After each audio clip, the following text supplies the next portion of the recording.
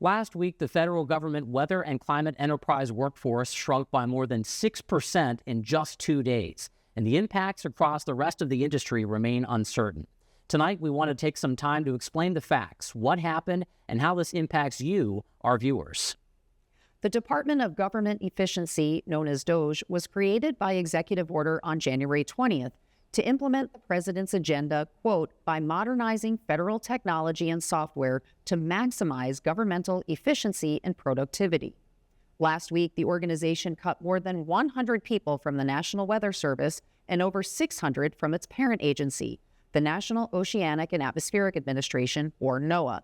It's also important to note that around 170 people left NOAA on Friday as part of DOGE-implemented deferred resignations. On Thursday, a federal judge blocked the mass firings, but the impact on NOAA employees is still not known.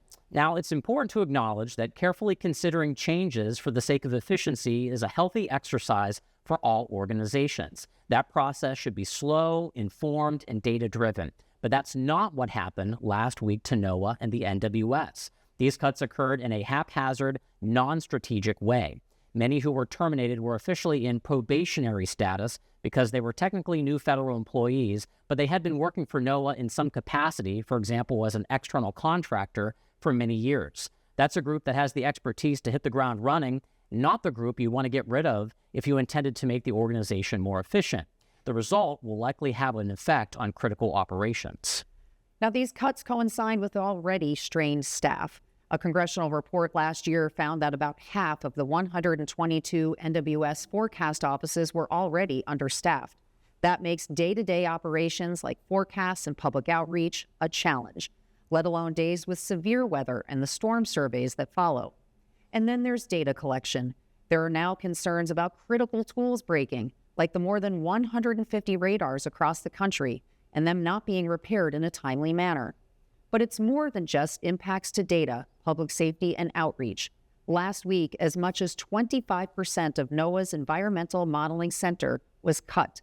These are the folks that are tasked with building, improving, and maintaining more than 20 numerical weather prediction systems. Data collected by NOAA and the NWS feed your weather app and much of the information you see here on Weather World.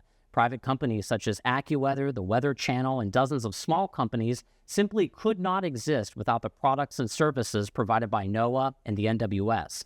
Local emergency managers also heavily depend on their relationship with the NWS to assist local communities when, not if here, when, a weather emergency occurs. It's easy to take something like our weather enterprise for granted. Throughout the years, it's adapted to monumental changes in technology, societal shifts, and a changing climate. And many of us have grown accustomed to having information readily available at our fingertips. But NOAA and the National Weather Service are what make that possible.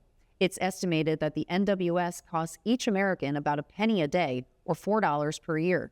The information that NOAA and the NWS generate contributes more than $100 billion to the U.S. economy annually, roughly 10 times the investment made by U.S. taxpayers.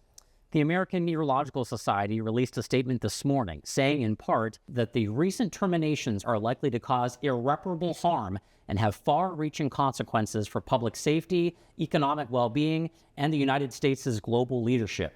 As we mentioned, there is a lot of uncertainty right now, but something that is much more certain: these uninformed, haphazard cuts to NOAA and the NWS are a step backward for the goals of making weather forecasts better and keeping us all safe during life-threatening weather conditions.